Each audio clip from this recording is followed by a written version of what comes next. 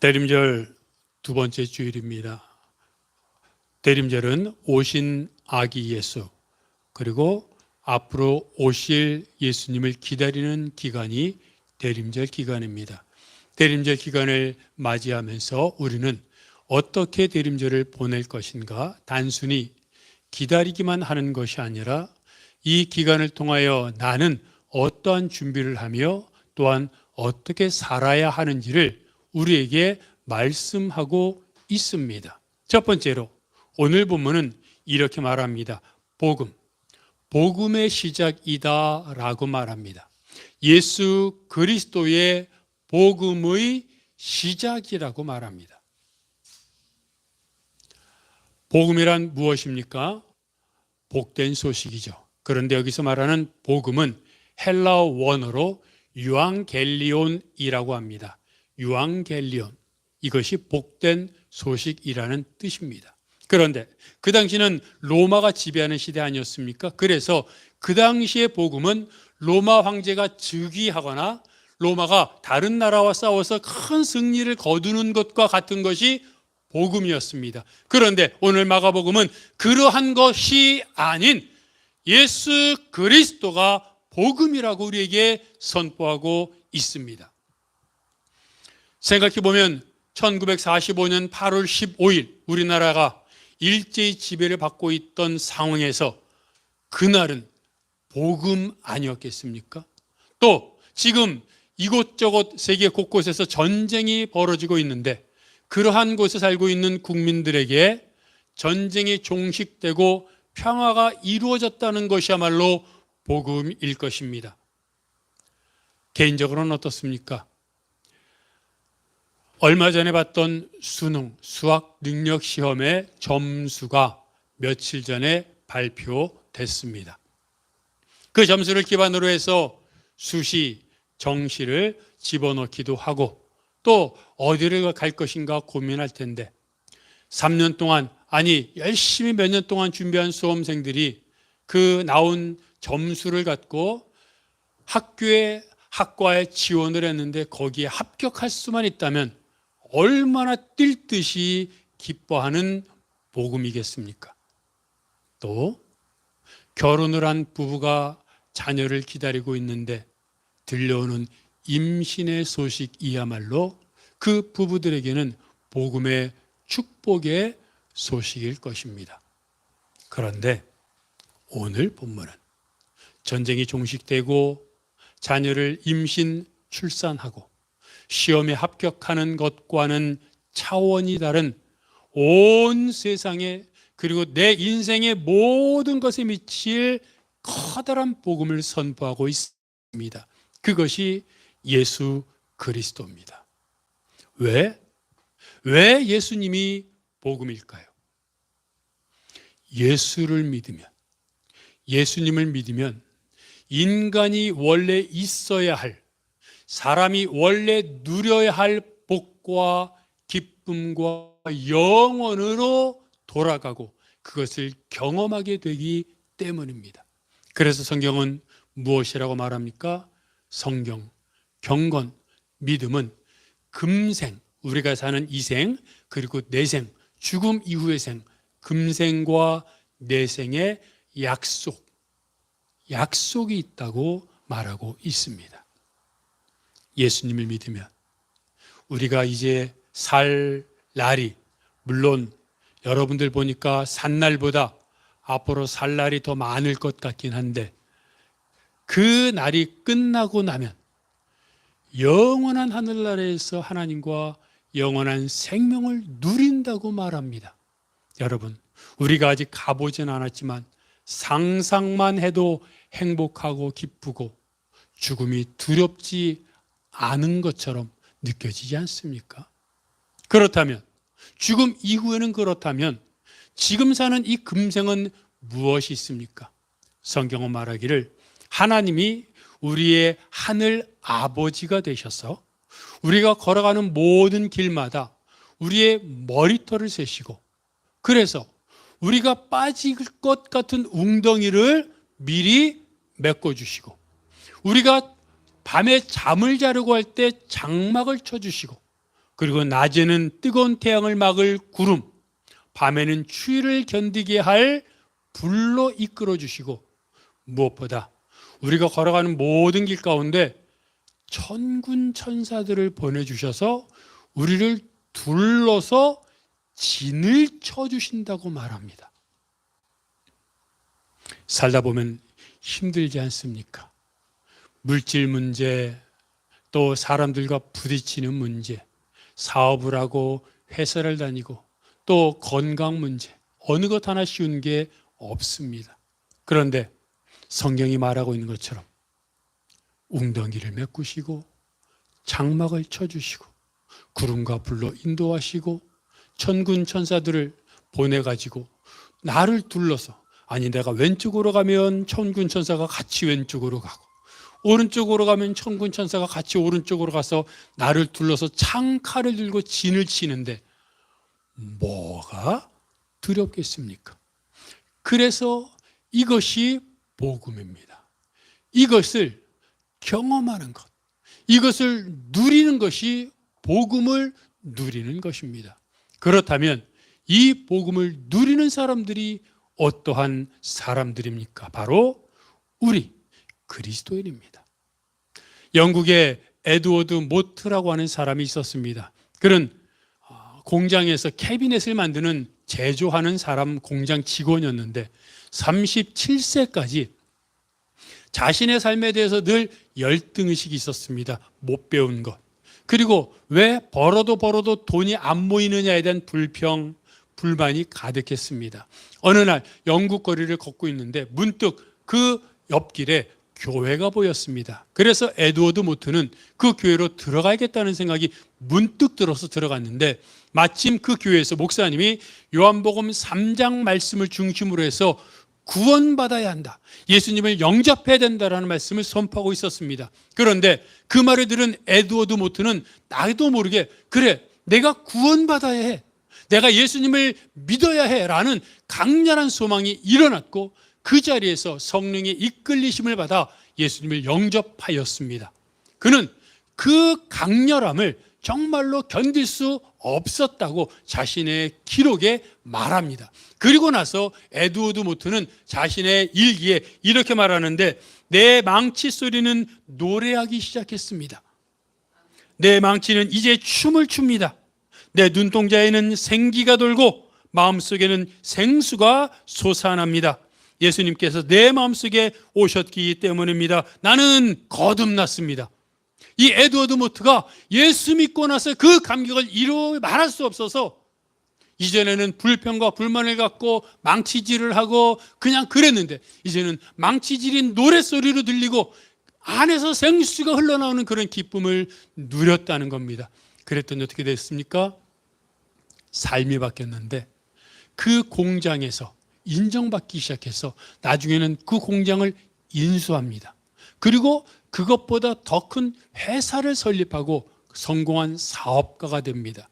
그가 자신의 삶을 돌아보면서 예수 그리스도를 믿고 나서 내가 어떻게 변화되고 복을 받았는지를 찬송시로 지었고 이게 오늘날 우리가 부르는 찬송가의 기록이 되어 있는데 이게 찬송가 488장 이 몸의 소망 무언가입니다. 이 가사가 에드워드 모트가 예수 믿고 나서 자신의 삶이 변화된 후에 그 기쁨을 누린 것을 찬송시로 지었고 찬송가로 나온 겁니다.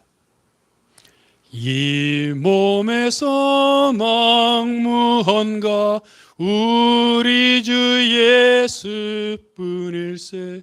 우리 주 예수 밖에는 믿으리 아주 없도다. 무섭게 바람 부는 밤 물결이 높이 쏠릴 때 우리 주 크신 은혜에 소망에 닿을 줄이라. 세상에 믿던 모든 것 끊어질 그날 때여도 그 주의 언약 믿사와 내 소망 더욱 그리라. 바라던 천국 올라가 하나님 앞에 배울 때 그 주의 일을 힘입어 어여시 바로 서리라. 주 나의 반석이시니 그 위에 내가 서리라.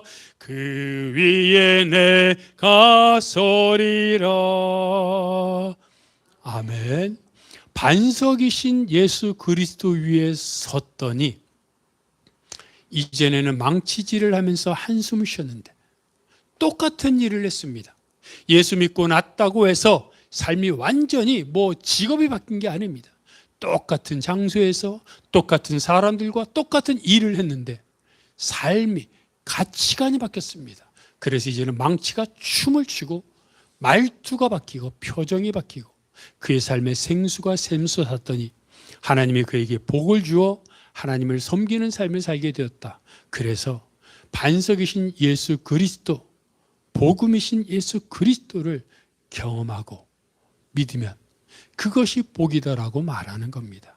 여러분, 예수를 믿는, 예수 그리스도를 믿는 우리가 복음을 누리는 사람들입니다. 바라는 것은 예수 그리스도를 늘 날마다 경험하여 이 땅에서 정말 감사와 기쁨을 누리는 여러분이 되시기를 바랍니다. 성경은 두 번째로 이렇게 말합니다. 광야에서 외치는 자의 소리가 있었다 말합니다. 여러분, 우리가 먼저 알아야 합니다. 복음이신 예수 그리스도가 오기 전에 그 예수 그리스도를 전하는 누군가가 있었다는 겁니다.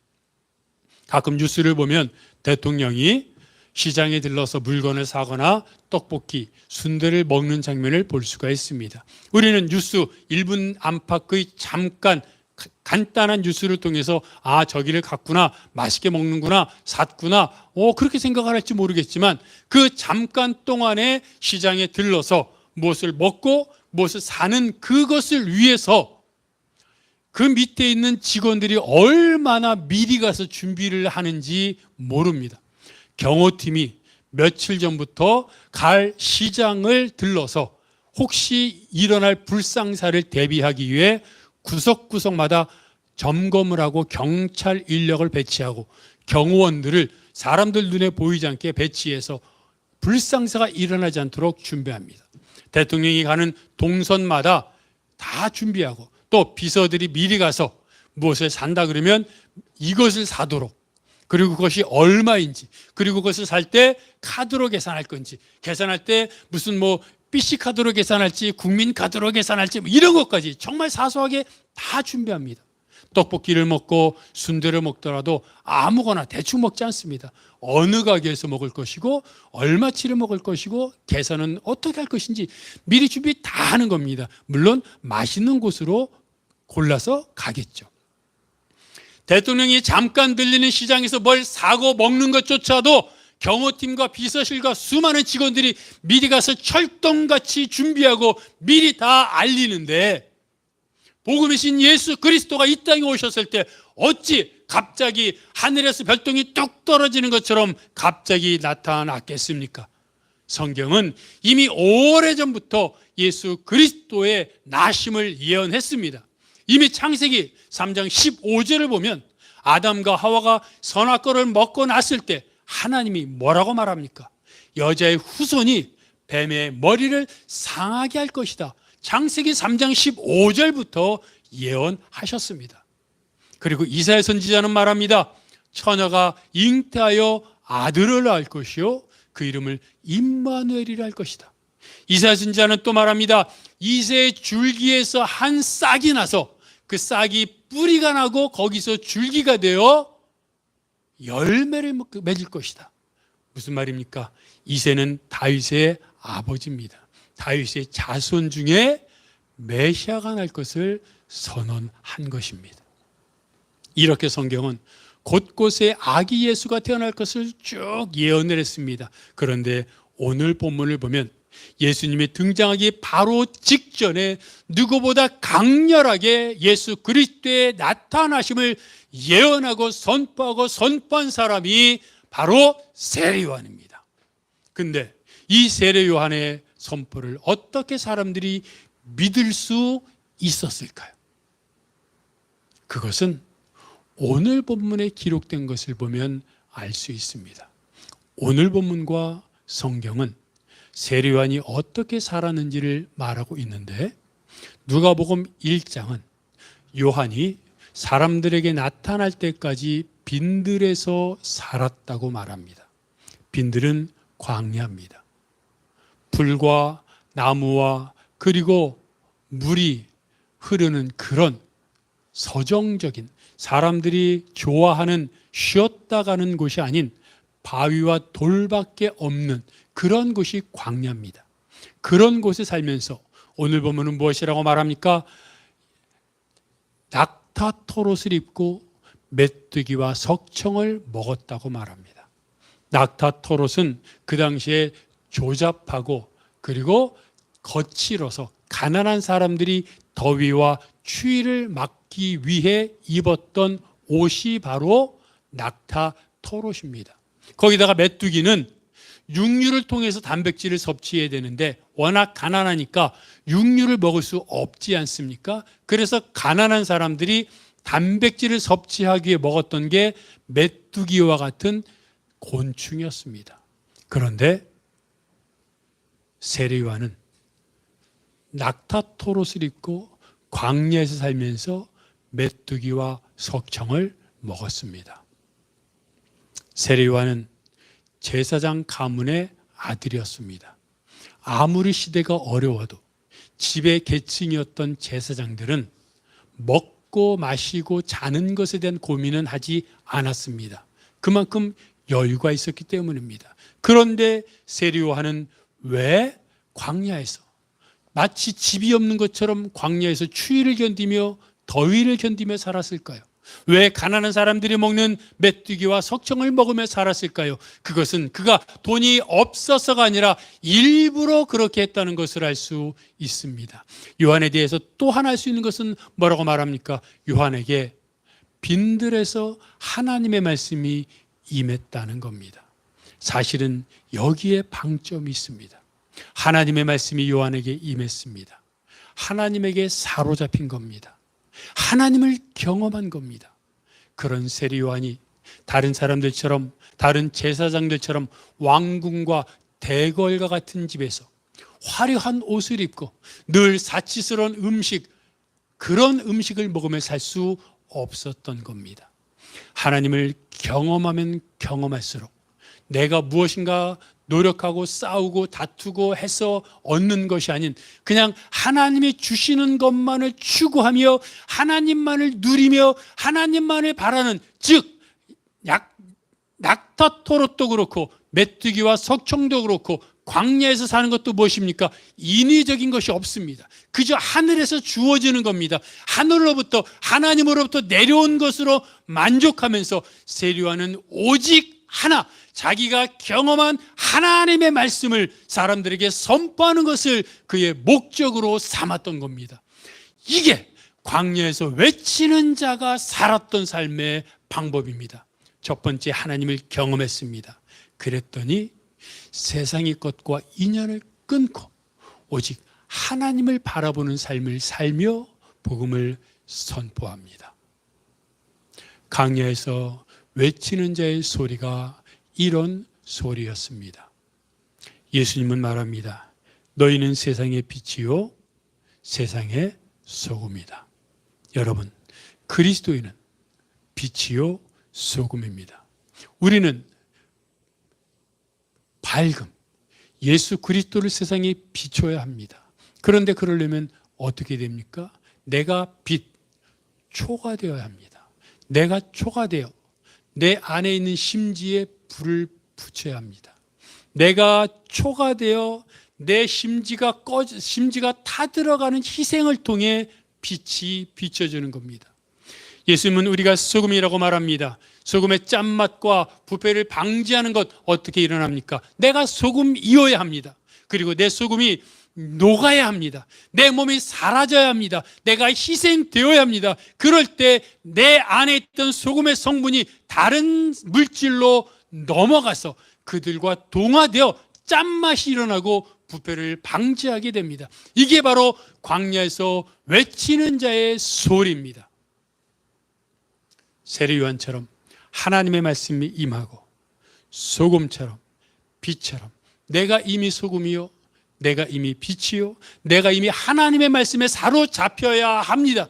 그렇게 하나님의 말씀에 사로잡히면 사로잡힐수록 세상 사람들이 추구하는 물질과 권력과 이런 것들과는 점점 더 멀어지고 오직 하나님의 은혜만 바라보는 삶을 살면서 복음을 선포하게 되어 있습니다.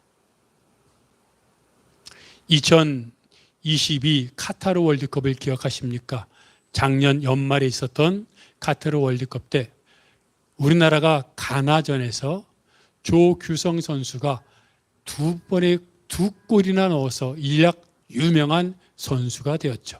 이 조규성 선수, 갑자기 그냥 유명한 선수가 되었지만 물론 갑자기 유명한 선수가 되었겠습니까? 이 조규성 선수는 고등학교 때까지 축구 선수였을 때 수비수였다고 합니다. 그런데 고등학교 때 감독이 조규성 선수에게 수비수가 아니라 공격수로 포지션을 바꿔보라고 권했고 그리고 그렇게 훈련을 시켰다고 합니다.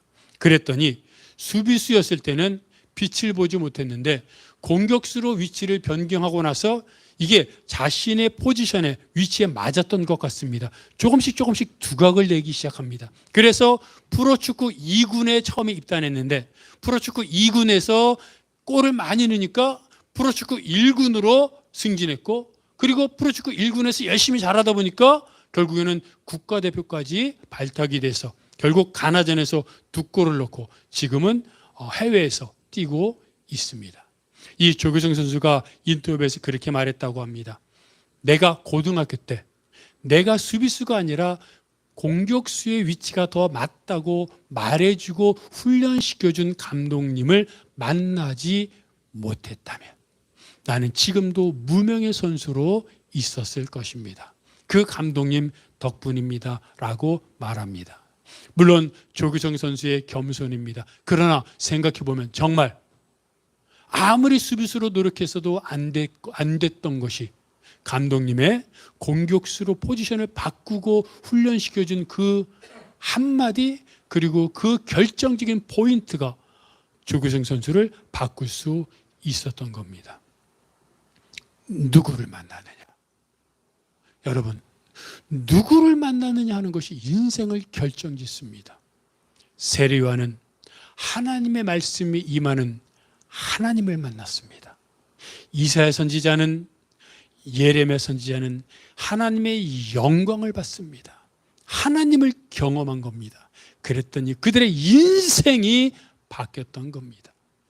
사도행전 18장을 보면 바울이 2차 전도 여행을 하며 고린도에서 사역한 내용들이 기록되어 있습니다. 그때 바울은 고린도에서 브리스길라와 아굴라 부부를 만났습니다. 브리스길라와 아굴라 부부는 천막을 만드는 사람들이었는데 로마에 살다가 로마 황제 글라우디오가 유대인들은 다 로마를 떠나라 하고 강제 추방하니까 유대인들이었던 그들은 할 수 없이 로마를 떠나 고린도로 왔고 고린도에서 바울을 만난 겁니다. 바울의 직업도 천막 만드는 것이었습니다. 그래서 같은 직업이었던 글라우디오와 아굴라 그리고 바울이 함께 거주하면서 천막을 만들고 한편으로는 복음을 전했습니다.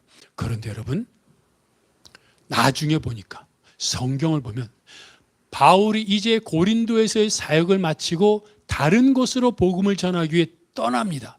그러면 브리스길라와 아굴라는 어떻게 합니까? 로마에서는 강제 추방됐으니까 할 수 없이 떠나서 고린도로 왔습니다. 그리고 고린도에서 1년, 2년, 3년 사업을 하면서 천막 만드는 일을 했으니 고객들도 생겼을 것이고 자리도 잡았을 것이고 또 그곳에서 봉사하면 되니 바울은 떠나면 안녕히 가십시오. 열심히 우리 사역하겠습니다 하고 안녕하고 배웅하면 되지 않습니까? 그런데 고린도에서 함께 천막을 만들며 복음을 전했던 브리스길라와 아굴라 부부가 고린도를 떠나는 바울을 따라 고린도를 떠나더라는 겁니다. 그리고 다른 여러 지역을 같이 다니다가 에베소에 들러서 바울이 브리스길라와 아굴라에게 당신들은 여기서 머무십시오라고 해서 거기에 머뭅니다. 그리고 브리스길라와 아굴라를 통해 나중에 고린도 교회 담임 목사였던 사람이 예수를 믿게 되고 그리고 변화되는 여러 많은 역사가 일어나고 에베소에서 귀한 충성된 일꾼으로 봉사하게 됩니다. 그런데 여러분 생각해 봅시다. 아까도 말했듯이 바울은 원래 전도하는 사람입니다. 원래 떠나는 사람입니다. 그래서 고린도에서 사역하다 에베소를 가고 또 예루살렘 갔다가 다시 또 왔다 갔다 합니다. 그런데 브리스길라와 아굴라는 사역자가 아닙니다. 그들은 흔히 말하는 평신도입니다. 사업을 하면서 천막 만드는 일을 하면서 교회를 섬기면 됩니다. 왜? 고린도에도 교회가 세워졌으니 거기서 봉사하면 되는데 왜 바울을 따라 고린도를 떠나 다른 곳으로 갔을까요? 성경은 왜 떠났는지는 말하지 않습니다. 바울이 브리스길라와 아굴라 부부에게 나를 떠나서 나와 같이 떠나겠습니까? 라고 권했는지 브리스길라와 아굴라 부부가 우리가 당신을 따라가겠습니다라고 자원했는지 권했는지 자원했는지 모릅니다. 그러나 우리가 한 가지는 알 수 있습니다. 브리스길라와 아굴라가 하나님 말씀에 온전히 심취되지 않았다면, 하나님 말씀에 온전히 쓰임받지 않았다면 바울이 같이 떠나자고 해도 떠났겠습니까? 또 바울이 떠날 때 우리가 당신을 따라서 가겠습니다라고 자원했겠습니까? 아니죠. 그곳에서 사업하면서 돈도 벌고 그 번 돈을 갖고 물론 선교도 하고 봉사도 하겠지만 그것이 우선이겠죠.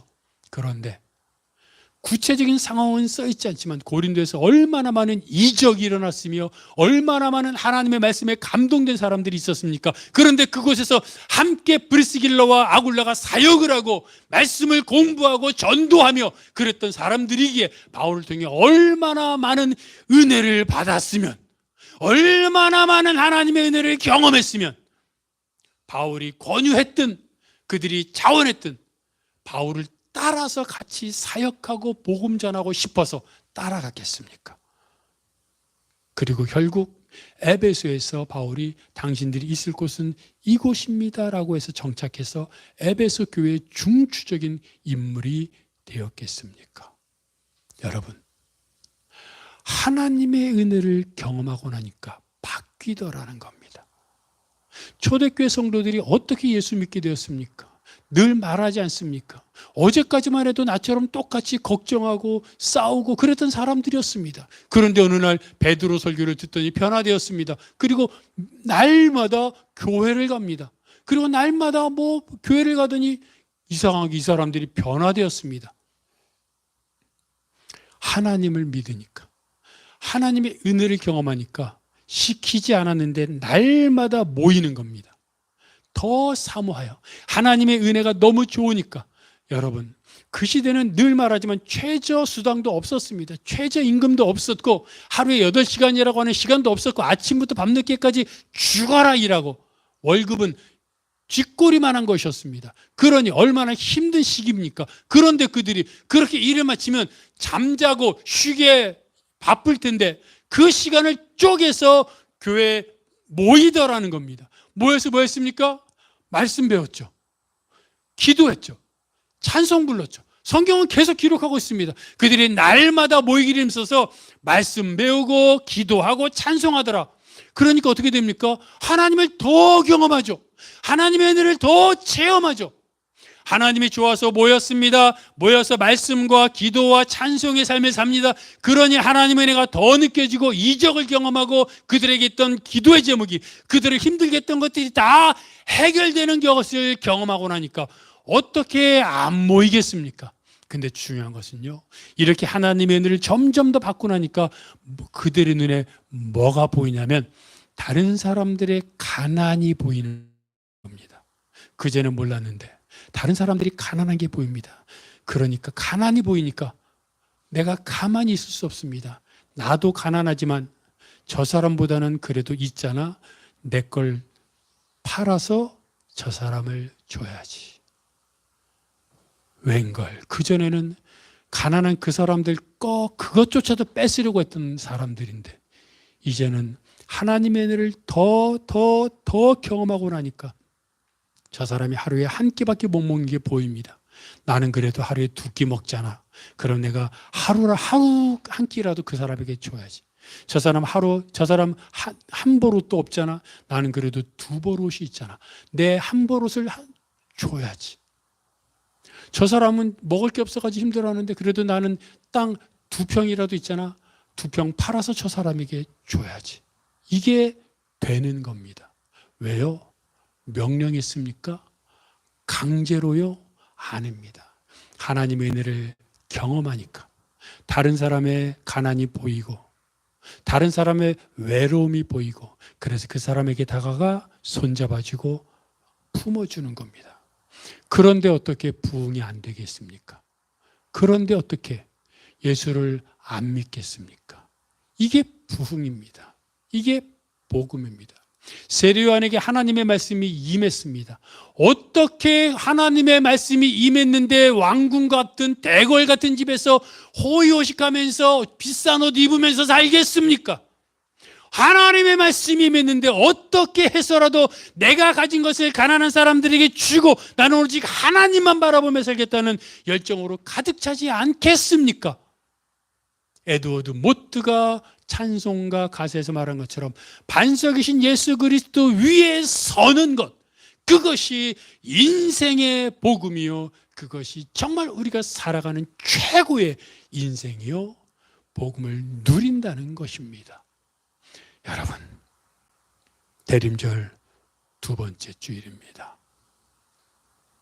그런데 대림절 2번째 주일 다시 오실 예수님을 우리가 기다리면서 내가 하고 싶은 대로, 내가 살고 싶은 대로, 내가 욕심 부리고 싶은 대로 다 살면서 주님 언제 오시나 하고 기다린다면 그걸 보는 예수님이 얼마나 답답하시겠습니까? 하나님의 은혜를 내가 받아 하나님의 은혜를 받기 위해 날마다 말씀과 기도의 삶을 살아 하나님 앞에 나아가 말씀을 보고 묵상하고 기도하고 찬송을 입에서 읊조리며 살아갈 때 내 안에 하나님의 은혜가 임하고 하나님의 은혜가 임하니 내 옆집에 사는 사람의 그 가난이 보이고 그의 추위가 보이고 그의 외로움이 보이고 그래서 그에게 다가가 내가 했던 가지고 있는 작은 거지만 하나를 주고 또 다음날 또 하나를 줄 때 그가 복음을 경험하여 예수 믿는 겁니다. 이게 광야에서 외치는 자의 소리입니다. 여러분, 세례 요한만 광야에서 외치는 자의 소리가 아닙니다. 이제 우리가 광야에서 외치는 자의 소리로 살아야 합니다. 이제 잠시 후면 예수님이 오실 텐데 그 오실 예수님을 우리가 광야에서 전해야 되지 않겠습니까? 나는 호의호식하면서 전하는 것이 아니라 나는 배부르면서 가난한 사람에게 추위에 떠는 사람에게 배불러 맛있게 먹어 걱정하지 마 하는 것이 아니라 내가 조금이라도 그들에게 다가가 내가 가진 옷 벗어 그에게 주고 한 끼 대접하고 그들에게 다가가 손 꼭 잡아주면서 내가 옆에 있어 줄게 할 때 그게 광야에서 외치는 자의 소리가 됨을 알고 그러기 위해 먼저 내가 하나님을 경험하고 내가 하나님을 경험하고 경험한 만큼 낮아져서 경험한 만큼 비워져서 경험한 만큼 광야에서 하나님의 복음을 전하며 하나님의 사랑을 전하며 그리고 정말로 복음을 위해 이 땅을 살아가는 여러분들이 되시기를 주님의 이름으로 축복합니다. 이 시간 말씀을 기억하면서 다 함께 일어나셔서 이제 내가 살아도 주 위에 살겠습니다. 찬양하겠습니다.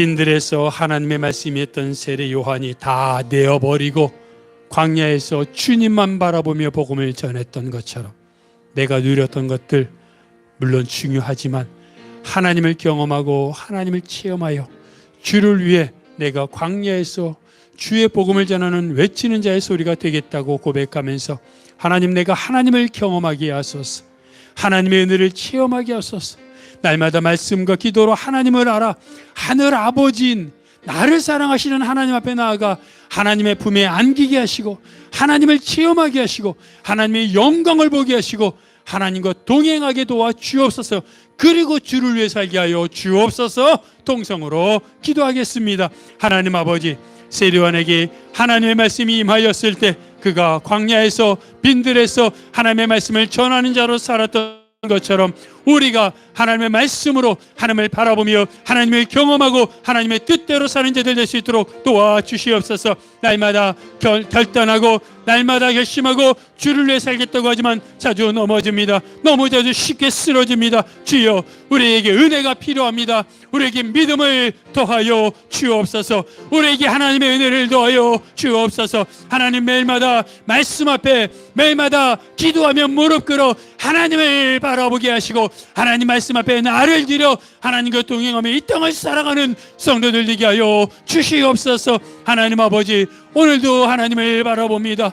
오늘도 하나님을 찬양합니다. 주여, 말씀으로 말미암아 하나님을 바라보게 하시고 하나님을 경험하게 하시고 그래서 하나님이 주신 은혜와 능력으로 말미암아 내 삶이 변하고 내 인생이 변하고 주님으로 인해 주님만 있으면 행복하여 주님밖에 더 필요한 것이 없어 주를 위해 이 땅에서 하나님을 사랑하며 이웃을 사랑하며 내가 가진 것을 주위 사람들에게 이웃에게 나눠주며 사는 성도들 되게 하여 주시옵소서. 주님, 은혜를 베풀어 주시고 주의 영광을 보게 하시고 하나님을 경험하게 하셔서 하나님과 이 땅을 살아가는 하나님을 온전히 체험하는 믿음의 삶을 살게 하여 주시옵소서.